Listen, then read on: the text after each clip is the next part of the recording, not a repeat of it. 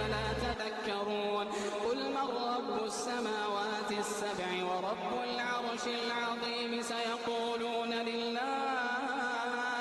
قل أفلا تتقون قل من بيده ملكوت